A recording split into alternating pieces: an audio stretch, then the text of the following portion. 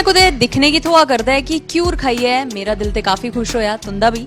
लेकिन कुश के पास आए और जम्मू की ऑथेंटिसिटी यानी कि दाल चावल अंबल नहीं खाया तो क्या खाया।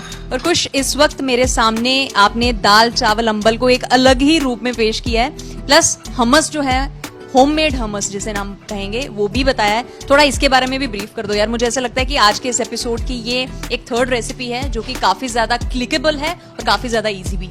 और ठीक है प्रियंका जी, जैसे आप बात कर रहे थे काफ़ी टाइम से, आपने सबको बता भी दिया कि दुबई दुबई दुबई, तो मैंने सोचा कि ये जो एंड करते हैं हम दाल चावल और अंबल, ठीक है, सिंपलिसिटी के साथ, और फ्यूज़न करते हैं हम थोड़ा अरेबिक टच देके, तो काफ़ी अच्छा कॉम्बिनेशन है इसका। जो flavour and taste and all ये थोड़ा स्मूथ टेक्सचर देता है। और इसका अंबल का तो टेस्ट पता ही होगा, बट आप मेरा अंबल ट्राई करके देखिए तो काफ़ी अच्छा। मैं तो ना कुश की 2 रेसिपीज खाने के बाद इतनी ज़्यादा फ़ैन हो चुकी हूँ कि मैं कोशिश करूँगी कि इनके साथ कुछ और सेशंस लेकर आऊँ ताकि इनके हाथ से बने हुए डोगरा कुजीन को हम लोग चख सकें। महाराजा हरि सिंह के टाइम पे कैसे खाना बनाया जाता था वो सब भी आपको दिखा सकें और डोगरी फूड पे ज़्यादा फोकस रख सकें। So now it's time for the testing.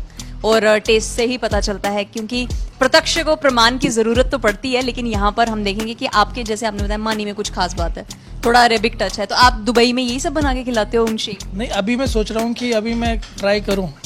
यानी कि all the credit goes to me. ये रेसिपी मैंने all credit goes to you. ठीक है, ये ऐसे रेसिपी मैंने इजाद करवाई है, तो चलिए लेट्स ट्राई।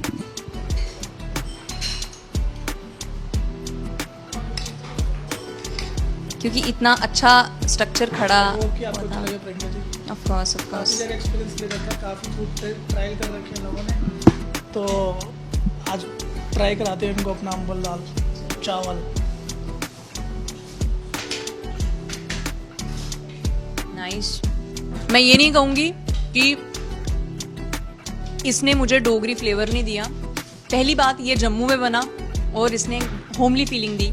दूसरी बात, कुछ कहते हैं ना कि वो एक इंसान घरेलू चीज़ों से जुड़ा होता है ना, तो I can not stop my self कि मैं इसे खाते खाते रुक जाऊँ, खाते खाते बात करेंगे, क्योंकि इसमें वो हर एक इंग्रेडिएंट है जो हम लोग अपने घरों में इस्तेमाल करते हैं। चाहे वो, क्योंकि मानी की बात करें तो मानी और अंबल जिसे कहा जाता है, कुछ जगहों पे मानी कुछ जगहों पे अंबल कहा जाता है। कद्दू के बिना तो ये पॉसिबल ही नहीं है, लेकिन ये फ्यूजन क्रिएट करने का आइडिया जो आपने सोचा है, मुझे ऐसा लगता है ये this is gonna be your next recipe.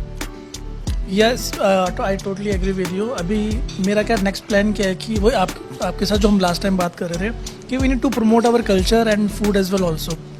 कुछ लोग मैंने देखा कि शर्माते हैं कल्चर को प्रमोट करने के लिए। सबसे बड़ी बात तो ये कि मुझे बहुत बुरा लगता है कि जब मुझे डोगरी नहीं आती, but I will learn from you, okay. और मेरे लिए काफ़ी मैं प्राउड फील करूँगा कि मैं जल्दी से जल्दी डोगरी सीख सकूँ और नेक्स्ट एपिसोड में मैं डोगरी में बात कर सकूँ।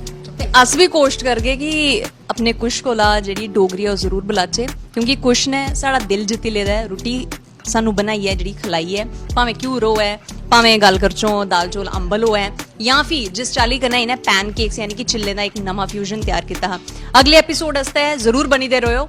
ते कुश कोला तुस केह् चाहते हो कि किस चाली दी रेसिपीज ओह् सानू बनाइए दस्सन, ओह् जरूर कमेंट सेक्शन च लिखिए दस छोड़ो। कुछ जाते जाते सबको क्या कहोगे? और मैं चाहूंगी जाते जाते तुम एक मैसेज प्यारा सा डोगरी में जरूर दो, कुछ भी, anything you want to say, but that too in Dogri. I will try. शैल खाना बनाओ, तंदुरुस्त रहो, ते ऑलवेज हंसदे रहो, बस। तो कुश को डोगरी का सफर, मतलब मैं कुश को डोगरी का सफर सिखाऊंगी और कुश मुझे ऐसा अच्छा खाना बनाना सिखाएंगे। Till then thank you so much आज के इस सेशन के साथ हमारे साथ जुड़ने के लिए, और नेक्स्ट एपिसोड का इंतजार कीजिए। Bye bye.